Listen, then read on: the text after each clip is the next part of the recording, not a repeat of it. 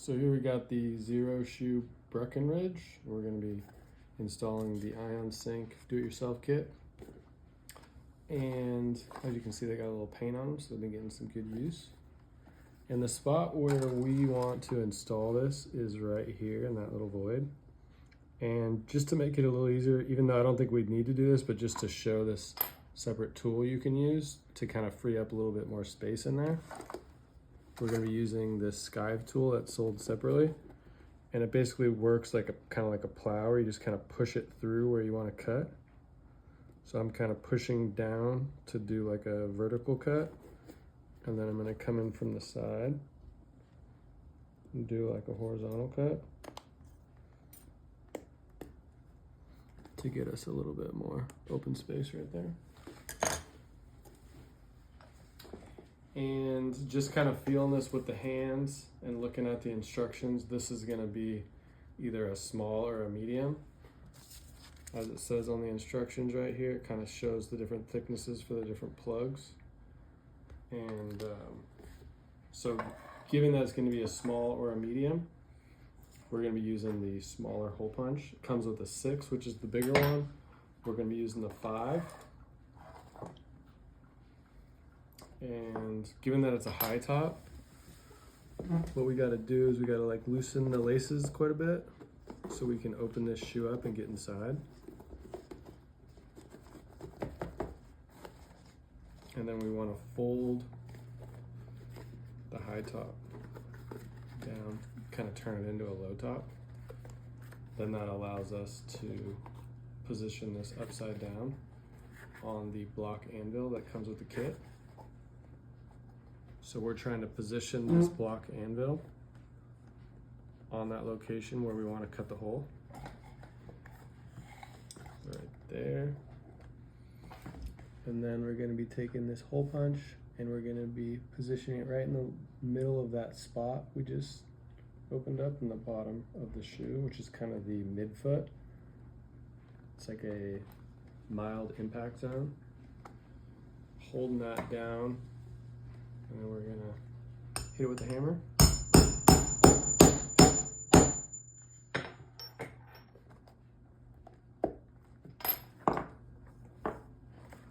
Nice.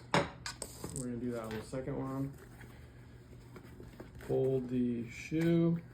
The other thing you can do is you can push the tongue down into the shoe. This. Which frees up, gets it out of the way. So again, we're gonna position that upside down, get the block anvil lined up on that spot on the inside of the shoe, and make sure that it is under the spot where we want to cut that hole. Then we hold the hole punch right there where we're trying to cut.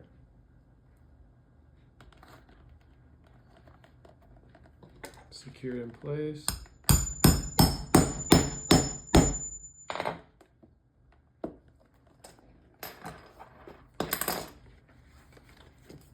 Now we got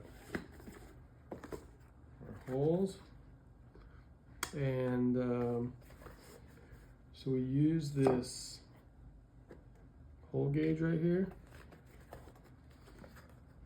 and what you do is you press it through the hole from the inside until you see it lined up with the base rubber on the outside, where it's flush with where the plug is going to be sitting, recessed into the outsole.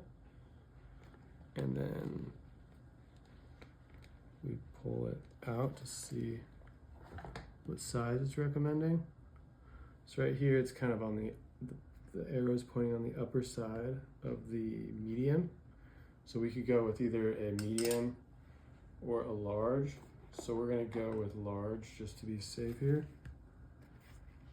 And all you gotta do is just feed that through the hole from the inside to the outside. And now we're gonna be using a pair of pliers. We grab as low as we can and we kind of pull and wiggle. And you want to keep re-grabbing. Every time you pull a little bit through, you want to re-grab. re-grab.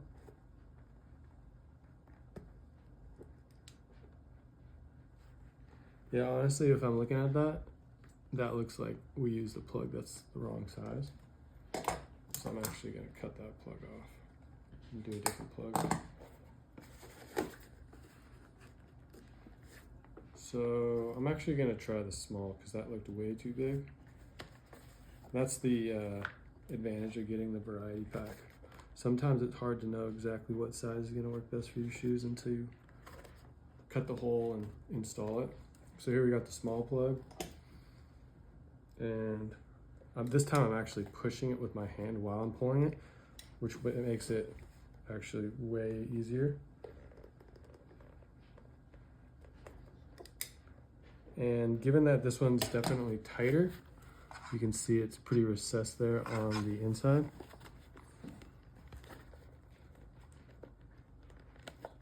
And ideally this would actually be a medium, but we actually used the medium on a previous shoe we just grounded. So based on how this adjusts over time, we might install the medium, come back and install it if it doesn't fit right over time, which would basically be the issue. It would be sitting so tight that that plug would get kind of sucked into the insole if it's too tight. So that would be an indicator that we need to use a larger size. But here we're going to be installing the small again through the hole.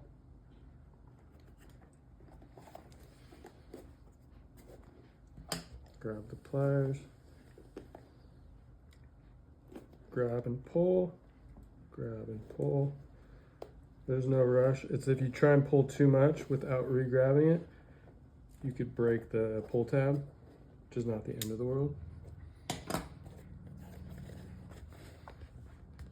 Yeah, it's looking pretty good. So now we're going to be cutting the pull tab flush with the outsole with these pair of angle cutter wire cutters, which we just set flush on the tread, and we just give it a nice little snip, which cuts it mostly flush with the tread, maybe a little bit proud that's going to wear flush over time as you wear the shoes. And then the second shoe.